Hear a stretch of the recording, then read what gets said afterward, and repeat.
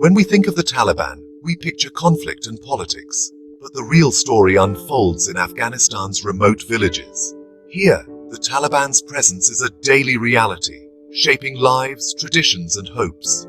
For millions, the Taliban are not distant figures. They are neighbors, authorities, and enforcers of a strict moral code. Their rule has replaced centuries-old customs with new, rigid norms. The central governments in Kabul or Islamabad have long failed to provide security or justice, leaving a vacuum the Taliban filled with harsh order. In these villages, the Taliban's ideology isn't just law. It's woven into every routine, every decision. Fear and acceptance coexist as people adapt to survive. Since 2021, the Taliban's control has expanded from insurgent pockets to the state itself, making their influence even more profound. What happens when the local militant becomes the district governor?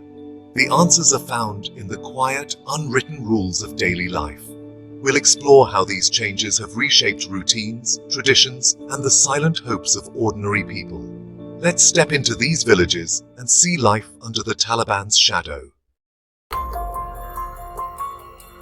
The Taliban, meaning students, emerged in the 1990s from young Pashtun men educated in strict religious schools during the Soviet-Afghan War. Their ideology, rejecting modernity and enforcing a purist vision of Islam, quickly gained traction in a country exhausted by war and chaos. Promising order, they seized power, first in Kandahar, then Kabul, and were initially welcomed by many desperate for stability. In Pakistan's tribal borderlands, the Taliban's influence grew as they exploited weak state presence and local grievances, forming the Pakistani Taliban, or TTP. Their power is rooted not just in force, but in filling the void left by absent governments, offering swift justice and defending local identity. For many villagers, the Taliban's harsh order is a tangible, immediate presence in daily life. In Taliban-controlled villages, daily life is strictly regulated by their interpretation of Islamic law. Men must attend prayers, grow beards, and wear traditional clothing.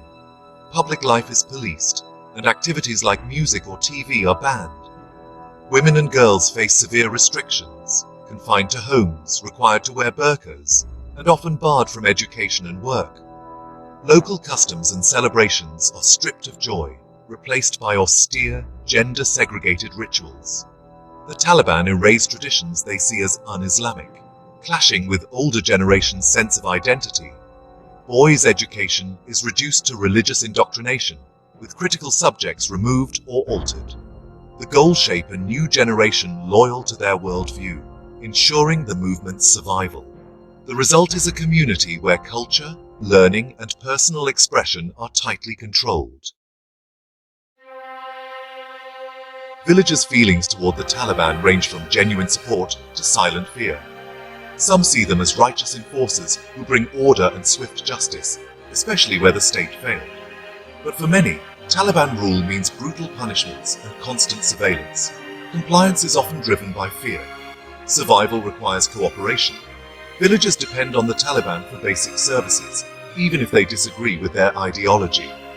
This creates a complex web of loyalty, necessity, and quiet dissent. Families are divided. One member may join the Taliban, another secretly longs for freedom.